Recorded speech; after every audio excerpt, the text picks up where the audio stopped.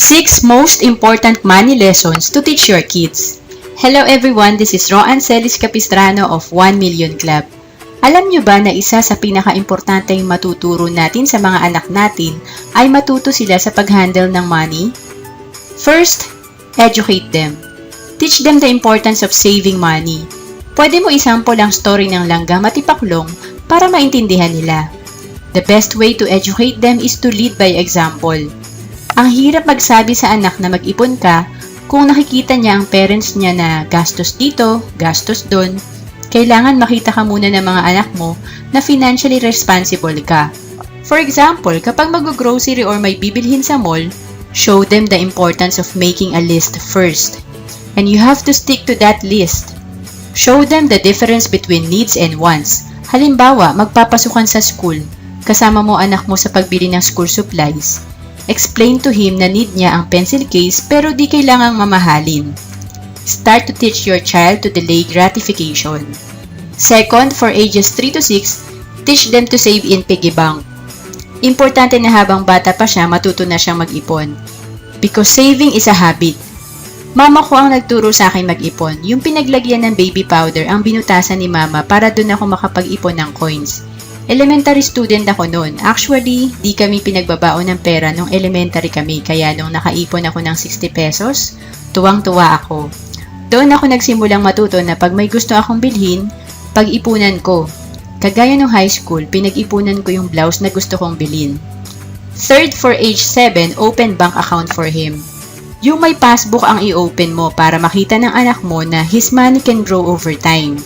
Wala akong bank account nung bata ako. Kasi sa sobrang hirap namin, walang pang-open ng bank account si mama. Dati akala ko mahirap ipunin ng 10,000. Pero nung nagka-bank account ako nung 24 years old ako, second job ko nun, nakaipon ako ng more than 10,000. Dahil may passbook ako, nakikita ko na lumalaki value ng pera ko. Masaya yung feeling na may naiipon ka. Totoo yung sinasabi na saving money will give you peace of mind. Fourth, include them in financial decisions. Pwede mong involve mga anak mo sa pagbabudget. Actually, they can help. For example, instead na kumuha ng katulong ang mga anak mo kung malalaki na naman, they can do household chores. Dati akala ko malas ako, kasi wala kaming katulong. Buti pa mga kaklase ko, masarap buhay. They can focus on their studies. Yun pala, advantage yun na matuto ka sa gawaing bahay. Maghugas ng pinggan, maglaba, mag-alaga ng mga kapatid. Because of our situation, doon ko naisip na mahirap maging mahirap. Natutunan kong i-value ang bawat pera na ibibigay ng magulang ko kasi alam kong pinaghirapan nila yung kitain. Kaya wag natin spoil ang mga anak natin kasi di nila makikita ang reality. Ang reality na ang pera ay di pinupulot lang na dapat nila itong pahalagahan. Also, train your child to learn to decide what to buy. Observe natin kung nauubos ba ng mga anak natin ang allowance nila o may natitira.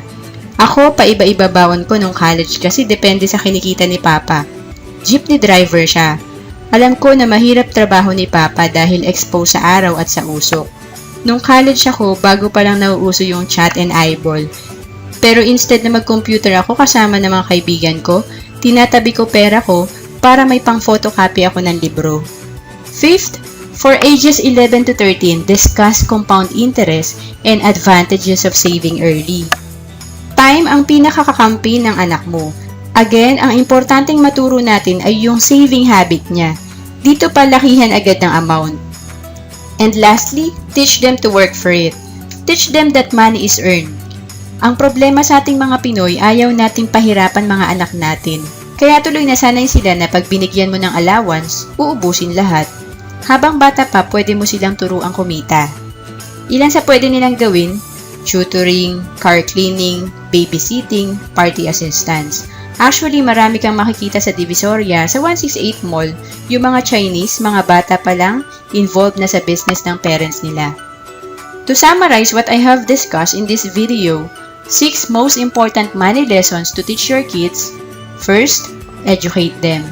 Second, for ages 3 to 6, teach them to save in piggy bank. For age 7, open bank account for him. Fourth, include them in financial decisions. Fifth, for ages 11 to 13, discuss compound interest and advantages of saving early. And lastly, teach them to work for it. Do you want to improve your financial situation?